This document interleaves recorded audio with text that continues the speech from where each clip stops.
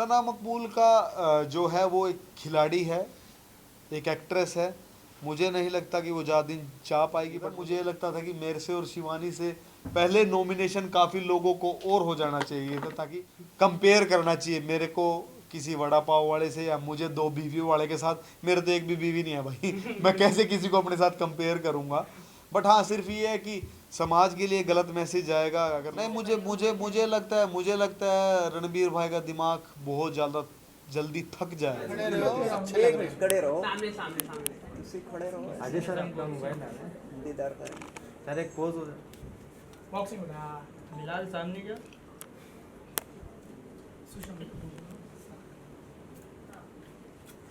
Thank you sir, thank you. Thank you इसको एक दे दो ना। गेम था, लोगों को काफी पसंद आया। बाहर निकलने के बाद भी लोग आपको काफी पसंद करे, आपको सपोर्ट करे। सफर कम था, लेकिन उस सफर को आप किस प्रकार डिस्क्राइब करेंगे? सफ़र कम नहीं था, सफ़र तो बहुत ज़्यादा कम था मतलब चलने से पहले रुक गया मैं। और जितने भी दिन था अच्छा एक्सपीरियंस था। अच्छा एक्सपीरियंस इसलिए था क्योंकि मैं वहाँ पे दीपक भाई से मिला, और दीपक भाई से मैंने बहुत सारी चीज़ें जो मेरी ज़िंदगी में डाउट थे, अपनी हिस्ट्री के बारे में, बहुत सारी चीज़ों के बारे में मैंने उनसे वो पूछा। और मेरा वो इंसान वहाँ पे बाहर निकला कि मुझे पता लगा अपने बारे में कि मैं रियल लाइफ में तो हेल्पफुल हुई मैं, लेकिन अगर कोई स्थिति में है कि मुझे उसकी हेल्प करनी पड़े, उसको वॉशरूम तक ले जाने में, उसके कपड़े चेंज करने में, उसको नहलाने में, वो चीज़ मुझे पता चली वहाँ जाके। क्योंकि इससे पहले कभी मेरे साथ लाइफ में ऐसा हुआ ही नहीं कि मैंने किसी के लिए इतना सब कुछ किया हो। क्योंकि मैं हॉस्टल में रहता था या मेरे ट्रेनिंग कैंप में रहता था, वहाँ पे सब मेरी हेल्प के लिए होते थे।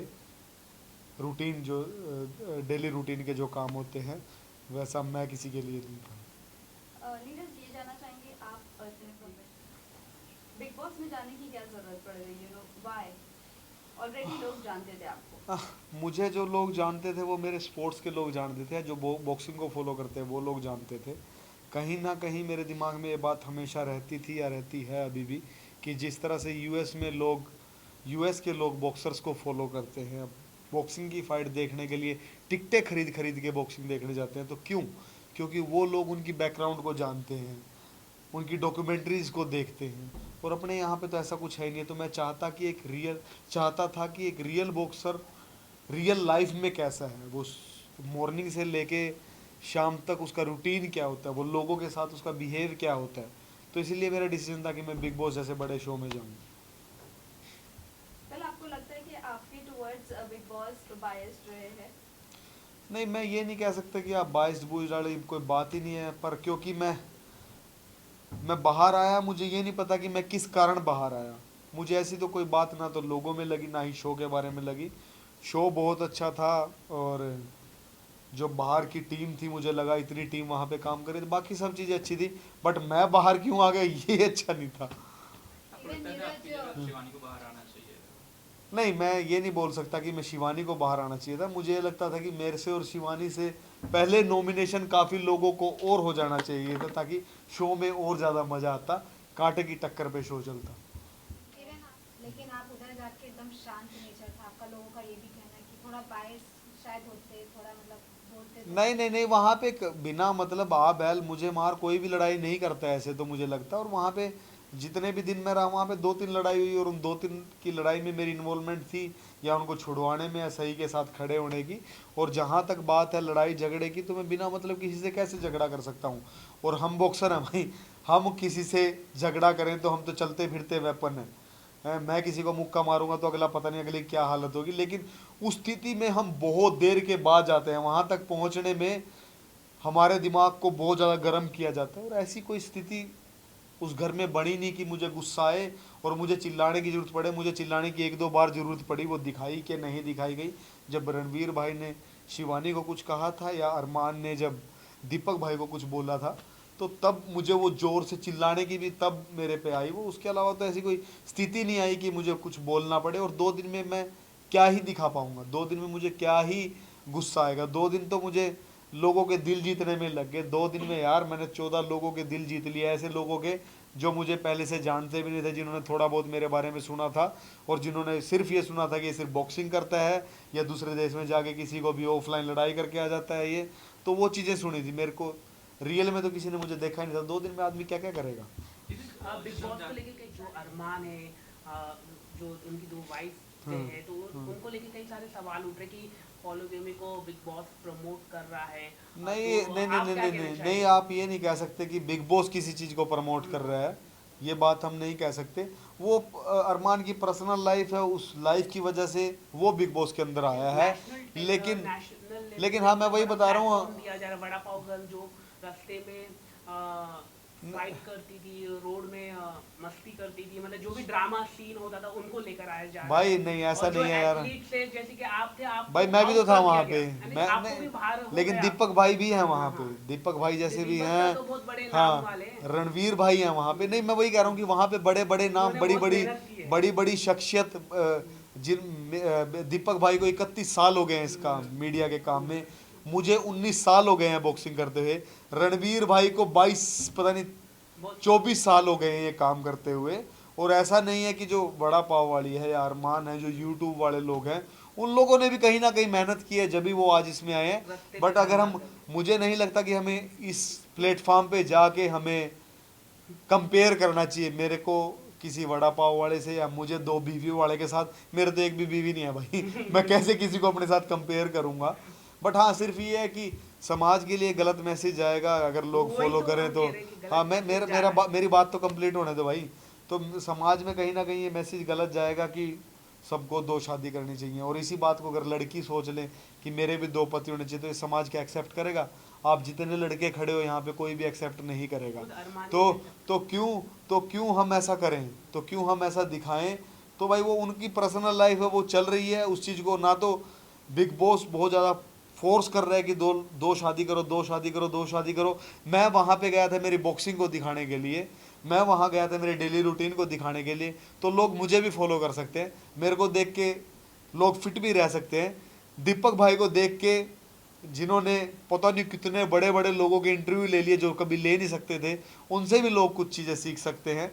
रणवीर भाई एक्टिंग में इतने अच्छे हैं, उनसे भी लोग बहुत सारी चीज़ें सीखते हैं। तो सीखने वाले वहाँ पे बहुत सारे लोग हैं। अगर बात करें वड़े पाव गर्ल की, तो उससे भी लोग सीख सकते हैं कि मेहनत करके कहीं भी पहुंचा जा सकता है। ज़रूरी नहीं है कि उसने सिर्फ वो फाइट करके वहाँ तक पहुँचे। लड़ाई तो सड़क पे कोई भी कर रहा होगा आज के टाइम पे। तो हमें किसी आदमी के स्ट्रगल को, किसी की मेहनत को ऐसे ही नहीं बोल देना चाहिए कि वो ऐसे ही पहुँच गया। भाई मैं ऐसा ही हूँ, और शायद इसीलिए बाहर बैठा हूँ। साबित होगा शो पर। अपने बड़े भाई दीपक भाई, उनसे बड़ा लंबी रेस का घोड़ा कोई भी नहीं है, बट बशर्ते वो व्हील चेयर से उठ जाएं और उनकी एक्टिविटी थोड़ी सी बढ़ जाए। बट कहीं ना कहीं ऑडियंस सना मकबूल को टॉप 3 में देख रही है।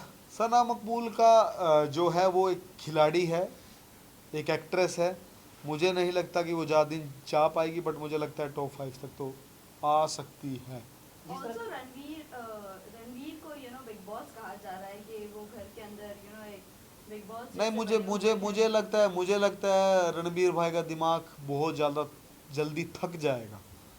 वो थक जाएंगे जिस हिसाब से वो रिएक्ट कर रहे हैं, कई बार ओवर रिएक्ट कर रहे हैं, उस हिसाब से उनका दिमाग थक जाएगा और वो ज़्यादा देर खेल नहीं पाएंगे।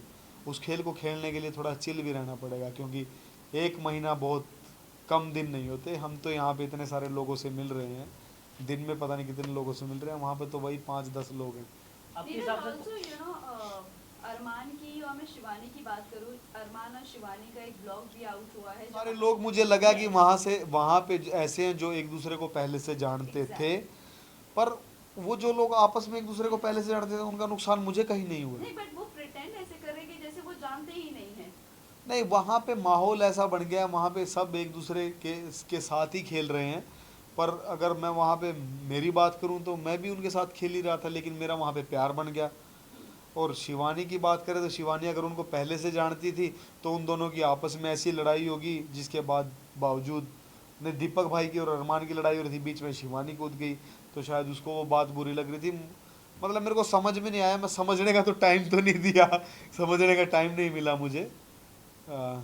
मैं इस बारे में मतलब कुछ नहीं कह सकता कि अगर पहले की दोस्त थी और वो बाद में उन लोगों की ख़राब हो रही है, इसके बारे में जजमेंट का मुझे समय नहीं मिला। जिस तरह शिवानी को लेकर कहा जा रहा है कि उसका भाषा ठीक नहीं है, घर में ऐसा लग रहा है कि लोग इरिटेट हो रहे हैं। नहीं, वो लोग जिस तरह से लेंगे उस तरह से इरिटेट होंगे। मुझे बिहार की भाषा बहुत ज़्यादा पसंद है, या कानपुर साइड की, बनारस साइड की जिस तरह से लोग बात करते हैं मुझे बहुत अच्छे लगते हैं। अब कई लोगों को वो अच्छी नहीं लग रही। मैं शिवानी के साथ बहुत ज़्यादा फन करता था, बहुत ज़्यादा। वो पता नहीं स्क्रीन पे कितना दिखाया गया कितना नहीं दिखाया गया, बट मैं उसके साथ बहुत ज़्यादा फन करता था। मुझे पसंद था वो इंडिविजुअल लोगों की अलग अलग सोच है। जिसको नहीं पसंद वो बोल रहे हैं वो अच्छी नहीं है, जिसको पसंद वो बोल रहे हैं वो अच्छी है। बट कहीं ना कहीं यू नो पलोमी, अगर मैं पलोमी की बात, शिवानी को डाउनग्रेड कर रही है और यू नो उसकी बात नहीं समझना चाहती है, या वो शिवानी को समझना ही नहीं चाहती है, क्या कहना है आपको इस बात पर? वहाँ पे ना लोगों ने 1-2 दिन में सबको जज कर लिया है। जी वो उनको ढूंढ ही नहीं पाए कौन सही है कौन गलत है। तो मतलब वो थोड़ी थोड़ी सी जजमेंट पे वो लोग इतना रिएक्ट कर रहे हैं कि ये सही है और ये गलत है। लोगों को समझने में टाइम लगता है। आप एक दिन में किसी को नहीं समझ पाओगे, या कुछ चंद घंटों में नहीं समझ पाओगे। तो मैं अपने आप को खुशनसीब मानता हूँ कि मुझे लोग समझ पाए और मेरे साथ अपने इमोशन जोड़ पाए, घर के अंदर वाले भी और घर के बाहर वाले भी।